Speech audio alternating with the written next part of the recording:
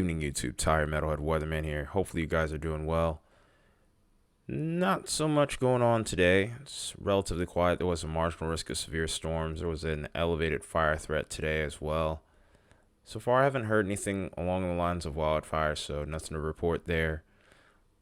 For severe weather this evening, this afternoon, there's only been one hail report over towards Mississippi, Louisiana line. Just past the Mississippi River to the east a little bit. But other than that, nothing really ongoing. Flooding is a little bit of a concern here, but for the most part, I haven't heard any major reports as of right now. Unfortunately, with the atmospheric river going on out west, we're seeing more rainfall over areas that have been oversaturated for I can't even remember how long. So we'll be keeping an eye on this area throughout the day tomorrow to try to get any data on any sort of reports. Also, for tomorrow, we don't have any sort of risk area for severe, and there have been a few changes for Thursday in particular. Friday hasn't changed too much. Friday is still expected to be a pretty big day. Say now day 4 enhanced risk, and some changes could be made. Thursday has been downgraded to a marginal risk, but it's still a conditional one and could be significant if the following parameters come into play. So we'll go ahead and talk about Thursday in a little bit here. But we also do have to watch the wintry weather up towards the north here over the next couple of days. Could see a little bit of snowfall over here. So we'll go ahead and just kind of jump into things in the meantime. We reset this map real quick. All right, we wanted the mid-level jet here.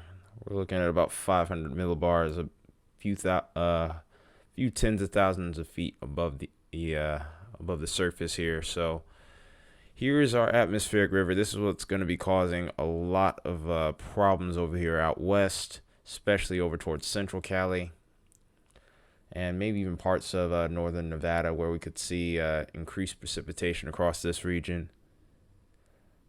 As far as anywhere else, the weather is going to be relatively tame. Could see a brief clipper system towards the UP of Michigan, but beyond that, I think most of the activity is going to be north of the border by this point. Keep an eye on this little bombed out cyclone here, because this is going to be what ends up causing our next severe weather threat, which will start on Thursday.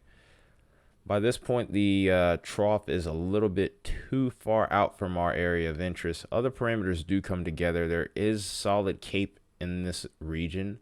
Temperature, we looked at the warm sector yesterday. Not too much has really changed with that.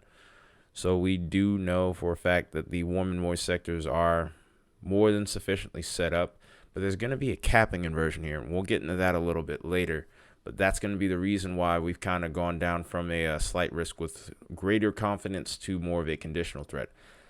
Because that capping inversion may limit storm formation altogether until way later in the evening, where some of those parameters are not going to be as impressive. However, should any storms be able to overcome the influence of that capping inversion, we could get isolated supercells that are capable of producing all three of the hazards: hail, wind, and tornadoes. So like if we were to look at the sounding right now over this region, right now I wouldn't expect a whole lot out of it. Marginal severe threat, but look at the helicity here. And this is kind of telling of what's ahead for the following day. Strong shear. We have a helicity of 502 meters squared per second squared. Limited cape though, but we do have a capping inversion here that's notable. It's not the strongest cap I've ever seen, so there is a chance that this can break. So we do have to keep an eye on it. And this hordeograph right here does have the look of a storm that could be discrete in nature. But the best way you can tell the capping inversion, and I'm going to have to change colors really quickly with this. Hope I have the right color. Oops. I don't know if I've got the right thing. Oh, okay. Try that again. Yep, I got the right color, but the way you would be able to figure out the capping inversion is right here. When you look at the skew T chart here, whenever you see The surface temperature and the dew points going in this direction here, and then suddenly spreading out like that towards the low to mid levels. That's usually a sector of warm air aloft, and more often than not, that is usually going to cap off the lifting potential of these storms. And the other reason why I'm not really concerned about major storm development here would also be because look where our trough is right here, and look at these isobars. Very subtle forcing. So in this situation here, I don't think we would get enough upper level forcing to really get these storms to take off here in comparison to what we have on Friday, which I'm about to show now. By the time we get towards early Friday morning, I think there could be some storm activity over Oklahoma and Texas. But watch what happens as we go towards lunchtime hour around Missouri, Illinois, Iowa. I think we could see a bimodal type event where we could see both a linear event and also maybe a couple of discrete cells. It's a sneaky little, it has some sneaky tornado potential here, especially earlier on. This is probably going to be an early morning type event, but if you were to look at the storm relative velocities here, you have 412 meters squared per second squared. Pretty strong environment. This hordeograph indicates storm patterns that are linear, but the low level helicity here, the low level hordeograph curve here is definitely indicative of potential of tornado potential here. So like I said, very sneaky tornado threat could be here, but it could be a pretty active day across this region. Really, there's two sectors that I'm concerned with on Friday. This first sector right here is going to be one of those. Hang on, I'm going to have to change the color again on the marker. Just give me a second. All right, so we got that fixed now. But basically, this is going to be the first sector that I'm kind of concerned with. I'm leaning a little bit away from central Iowa like I did before. I'm kind of leaning more so towards eastern Iowa. And then later towards the evening, I'm concerned about this region over here, where I think we could see more discrete supercellular modes and maybe all hazards possible down here as well. I think this area is going to be earlier in the day, and then later in the day, this is going to be the threat's going to be more prevalent across the south. If I end up live streaming, I think I'm going to end up live streaming across this area due to the time constraint I have because I'll be at work. But we'll see what happens with this. We'll just kind of keep going from that point. It's not that I don't care about you guys up here towards the north. It's just I probably won't physically be here to do anything, unfortunately. Love to have a setup where I could work around that, but we obviously aren't there yet. We're a pretty small channel still. So that being said, if you are up towards, again, Missouri, Illinois, eastern Iowa, and even Indiana, I say that from the lunch hour onward, you'd have to watch for the threat of severe weather. And then eventually, I think the threat will end early for you guys as a result as well.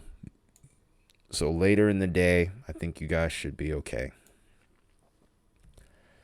And then we watch things start to really start to take off here to the south. And unfortunately, these are in areas that were just recently hit.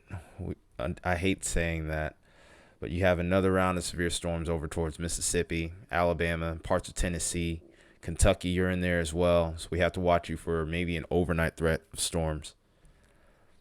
There's no real need to really go over the warm and moist sectors because not much has really changed with those. We can take a look at the dew points again, but we already know there's going to be an abundant warm sector across the, really across Dixie Valley, even into the Ohio Valley where we're getting into the 80s here. And the dew points haven't changed much. If anything, they've gotten a tad bit more impressive. So here we go, heading into Thursday. Look at the moist sector across this area here. No real surprises to be had there. And then this is heading into Friday evening. This is almost like a slight like false type of cold core event across this region here that we can keep an eye out for. We're going to go towards southern Missouri here with a marginal tornado threat. Look at that sounding. Strong low level helicity curve, but we could be seeing an embedded type supercell with this kind of setup should this come to fruition. I do think a tornado would be possible. Maybe something significant. Storm could be slightly elevated, which might be a saving grace for it. We'll see what happens with this. But of course, if you are in Missouri, I think your threat is going to be a lot earlier into the day. And once we progress further into the evening, we'll be watching more towards the south here. We're going to take a look over towards Missouri, where, of course, given the parameters, these storms look like they're a little bit better suited for tornadic development, or this environment looks like it's better suited for tornadic development. Much higher Cape values, very strong helicity curves, but they are much lower to the surface here. It's a lot more focus with that. Storms seem like they're more discrete on the hordeograph here. It does look like there could be a small bit of a cap in there, but not very much of one. It's pretty weak. In fact, that's proof right there. And the significant tornado parameter is pretty high, so we could even see some strong tornadoes already. To see that several days out is a little bit troubling. So we're going to definitely be watching towards the south in the evening hours. We could see, unfortunately, the potential exists for yet another event. I'm not saying that that is what's going to happen, because we saw moderate risk on Sunday and not much came out of it. So let's hope for the best here, but be prepared in case things do start to go downhill. So one other thing I'm going to look at here, and I'm going to give you guys a quick example of this. And again, I'm going to post my video that I did in the Weather Nerd 101 playlist, as well as that whole playlist, to give you perspective on not only what the capping inversion is that I'm talking about, or CIN, but also just in general on just different terminology that you'll hear me talk about on this channel, or any other meteorologist in general. Some of them do little playlists like this and give you an idea of what's going on, but I'm trying to get a little bit more in depth there. So if you want to nerd out with me, feel free to look that playlist up. But here's a good example of a capping inversion, and again, it's across an environment that I've been talking about. Basically, these negative numbers are pretty telling of just how strong the cap is across this region. And this is why there's some suspicion that maybe the cap could break, because you can see a little bit of a point of weakening right here. This is the area that I'm probably, I was kind of looking at the most here. Again, with the forcing being so weak, it still doesn't seem like the, still may not break. But with a system like this, you always have to watch, because the capping inversion is still looking like we're dealing with some pretty solid values there. But should it break, again, marginal tornado threat, pretty strong low level helicity curve. The Cape looks a little bit weak, might be a tad bit underdone.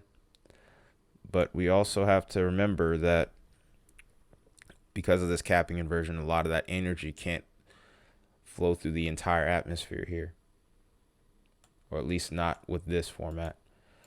So very contingent setup for Thursday, no question about that. Then Friday, you can tell the difference night and day.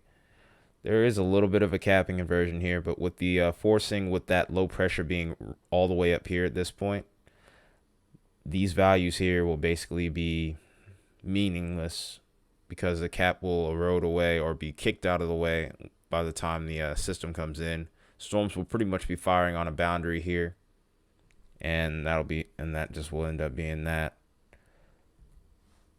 And then as we go towards Saturday, we'll have to keep an eye on a potential additional threat. So plenty going on there. And then we already know with the temperatures further up to the north, we can always keep an eye out for snow here.